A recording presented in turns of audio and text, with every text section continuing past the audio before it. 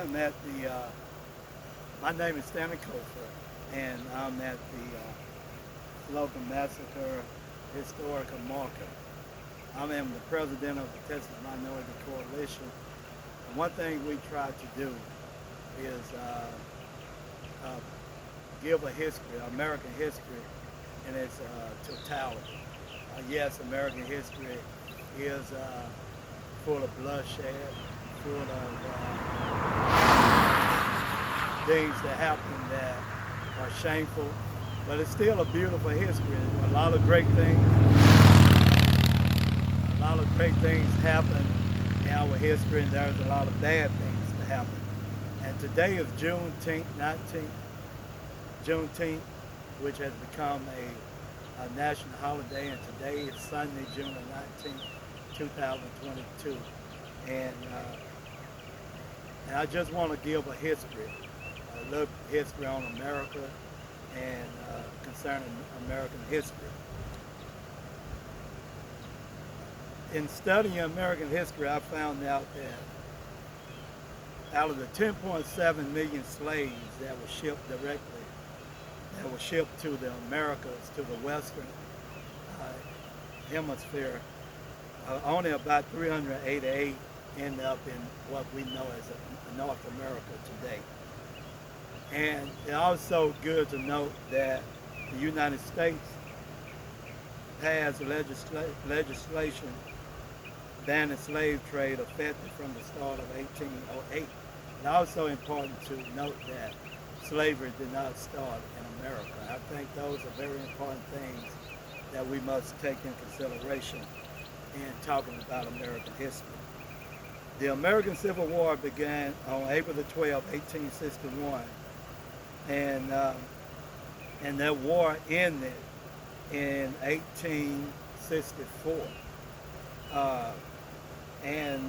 But in Texas, we didn't come to know that the war had ended until June 19, 1865, and that's why we celebrate what we know today as Juneteenth.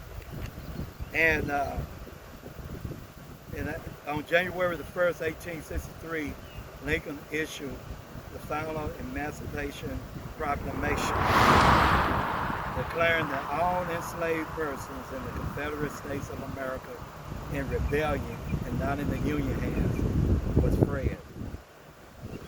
And so that's the great thing about America, is that starting in 1776, even before then, I found out that black and whites was fighting for the freedom of those in America even before we became a nation in 1776.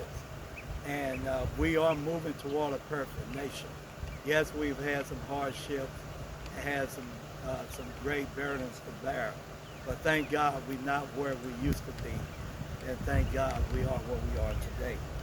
And during the Civil War, a lot of slave owners moved their slaves to Texas. And it is noted that by the time that I have the numbers here, I believe, how many slaves was in Texas.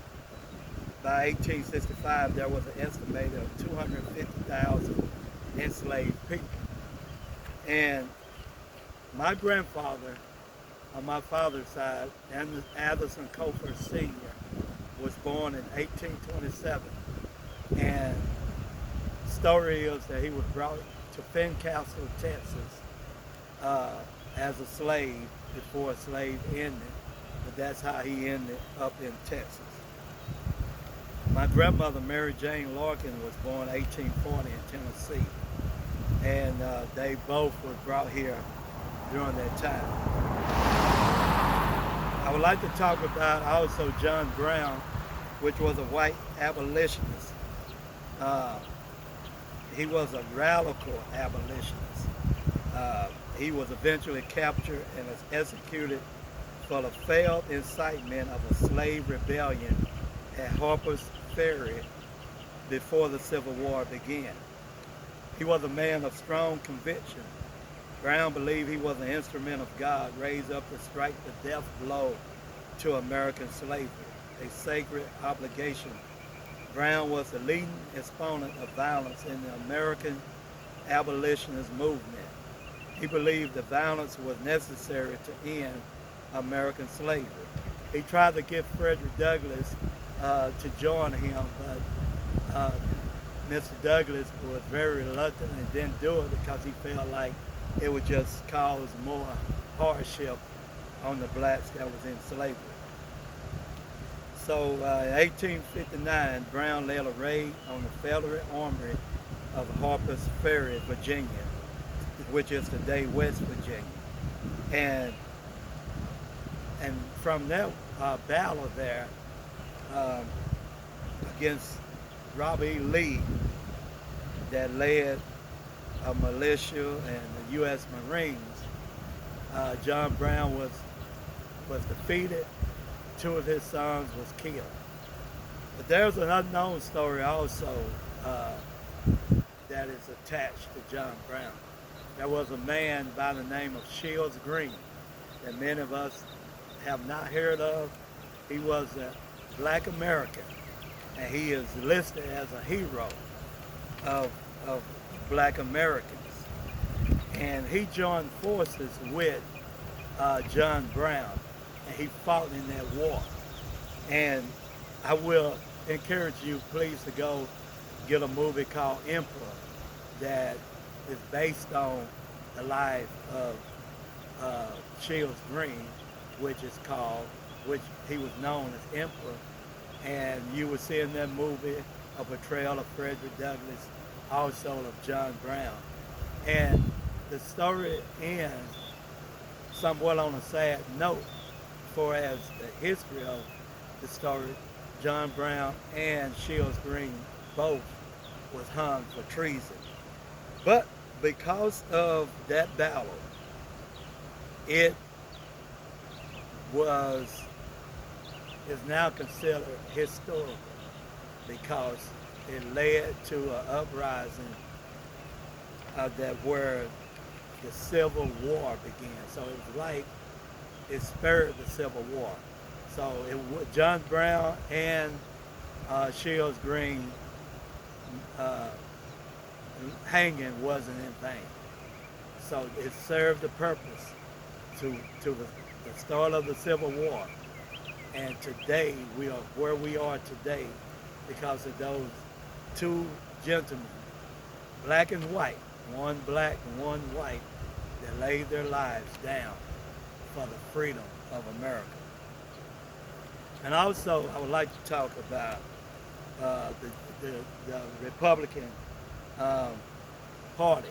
The Republican Party was founded in 1854 by anti-slavery activists who opposed the Kansas-Nebraska Act, which allowed for the potential expansion of slavery. For me and my friend, Bob, we just got back from the Republican Party convention in Houston, Texas, and we had a great time. And I look at Bob as a figure of John Brown, a radical white man that believed in the freedom for all Americans. And I just enjoyed him on his trip. We've known each other a few years, and he really has been an instrument in teaching me on the Constitution, something that I really wasn't abreast on, but I thank you, Bob, for educating me. Thank you, Stanley. On the Constitution. So, but the Republican Party was started to stop the expansion of slavery. And we know from the Republican Party gave us the first president, Abraham Lincoln, which helped lead the war, the Civil War, to end slavery. And so that's something to be very proud of as Americans. I know I am a black, proud Republican. And the Republican Party was founded in Texas, July the 4th, 1867, by 150 black men and 20 Anglos in Houston, Texas. The Republican Party has a very rich history and fighting for freedom. And Bob, we today are still fighting that fight for freedom, for education and freedom. And I'd just like you to elaborate a little bit, if you would. I'm so tired from 5 days of convention, but You don't have to say about it. I don't know. It seems like everything our government does is to dumb us down and turn us back into slaves until we get our education fixed and God back on where He belongs as the foundation of government with the Judeo-Christian Bible and creation being on the first sentence of page 1 of the entirety of U.S. law. Until we start standing up, black and white and brown and whoever, it's up to us, our government. It's not going to help. Thank you for those words, Bob. And, this is the movement of us continually going toward a perfect nation. Will we ever become a total perfect nation? No. But we can go toward one by us under the blood-stained banner of Jesus Christ. And one thing I read about Shields Green is that he had a Bible with him. And at most of the time you see him, he had a Bible. And so that's what America, we got to get back. As Bob said, we have to get back of standing on the principles of our faith, on the principle of this country, regardless of what people say. This country has a rich history in the Christian faith and the Bible being the center point of this Christian faith. Well, you may say, well, if it was so much of a Bible-believing nation, why they have slaves? Well, I can go through the line today of why we have so many Bibles in churches at home, and many of us still don't behave like Christians. But the point being is that we moved from point A to point B, to point C, to point D, and we are still moving forward. And that's what I want to concentrate on. How can we continue to move forward? We moved from 1910. This was tragic, ugly, horrible, terrible. And if we're not careful, the government will continue to not only us as black people, but whites, Hispanics, and all.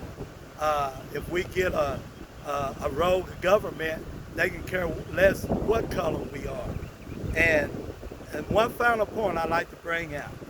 We always hear about the history of lynching in America. But I think it's very important that if we're going to keep the history of America in its true perspective, we just can't just talk about that was black people that was lynched. Here's the statistic, and it's probably more that was lynched. From 1883 to 1941, the total victims of lynching was 4,467 people. 99 were women, 349 were of identified gender, although likely male. 3,265 were black.